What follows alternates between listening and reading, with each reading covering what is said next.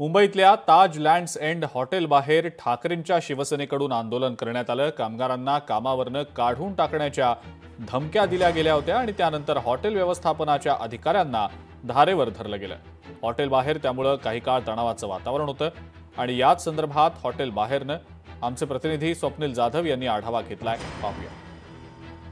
बांद्रा येथील ताजलँड हॉटेलमध्ये भारतीय कामगार सेना गेल्या अनेक वर्षांपासून कार्यरत आहे। मात्र नुकतीच भाजपची अखिल भारतीय कर्मचारी सेना सुद्धा या ठिकाणी ॲक्टिव्ह झालेली आहे आणि या भारतीय कामगार कर्मचारी संघ यांच्याकडून या ताज हॉटेलमधील जे भारतीय कामगार सेनेचे जे कर्मचारी आहेत त्यांच्यावरती कुठेतरी जोर जबरदस्ती करून अखिल भारतीय कामगार कर्मचारी सेनेचा नोंदणीकृत जे सदस्य आहेत, जे फॉर्म आहेत, त्यांच्यावरती सह्या करण्यात आल्या असल्याची माहिती समोर आली होती। आणि यानंतर खरं तर शिवसेनेच्या सर्व जे शिवसेनेशी संलग्नित जे सदस्य आहेत त्यांनी शिवसेनेशी संपर्क साधला होता। यानंतर शिवसेना नेते अनिल परब हे ताजलँड एंड हॉटेलमध्ये आले होते आणि दरम्यान या हॉटेल प्रशासनाने व्यवस्थापनाने अनिल परब यांना खरं तर या ताजलँड हॉटेलमध्ये जाण्यास मज्जाव केला होता। त्यांच्यासह काही लोक घेऊन जाणार असं त्यांनी म्हटलं होतं। मात्र याला विरोध दर्शवला होता। मात्र काही वेळानंतर हा विरोध नरम झाला। मात्र यामध्ये अनिल परब हे व्यवस्थापनाशी या ठिकाणी संवाद साधण्यासाठी आतमध्ये गेले होते। काही इशारा सुद्धा दिलेला आहे, जाब सुद्धा विचारला होता। मात्र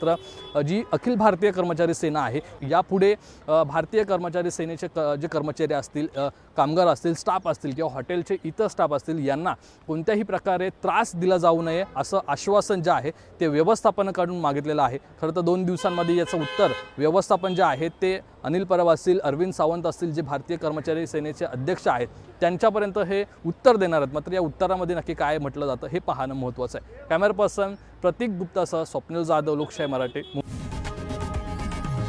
लोकशाही मराठी ऐका, पहा, जागरूक रहा।